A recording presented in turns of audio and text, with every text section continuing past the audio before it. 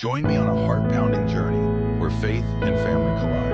Ever after me. He said, "Will you submit to our decision?" Now, that might sound like a simple question, but the decision behind it was this: kick my daughter out of my house or lose my ministry.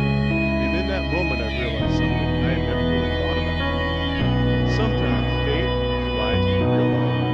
And when that happens, church systems don't always know what to do. My name is Robert. I'm a pastor kid, a veteran, someone who spent a lot of years in ministry trying to serve God and serve people.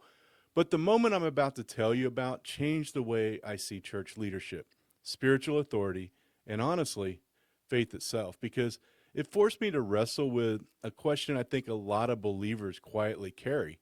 Where does spiritual authority end, and where does control begin? I grew up in church. My dad was a pastor, my grandpa was a pastor, so church wasn't just something we attended on Sundays. It was our whole life. I saw people find hope, I saw people rebuild their lives, but I also saw the pressure that comes with ministry, expectations, responsibility, and the quiet weight the pastors and their families often carry behind the scenes. Eventually, I stepped into ministry leadership myself. I had also served in the military, walked through combat and trauma, and eventually found myself helping lead in the church again. And like most people in ministry, I genuinely wanted to help people grow, not just spiritually, but emotionally.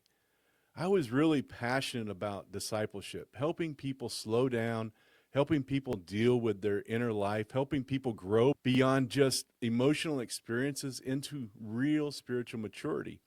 And from the outside, things were going well. The church was growing, people were connecting. We were focused on missions and helping people, but behind the scenes, something happened in my family. My daughter was living at home with her boyfriend. Now, if you've been around church culture long enough, you probably already know how situations like that tend to go, because churches often struggle when real life gets messy.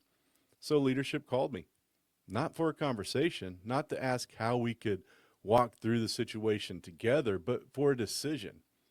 And the message was very clear. If I wanted to remain in spiritual leadership, my daughter and her boyfriend had to leave my house immediately.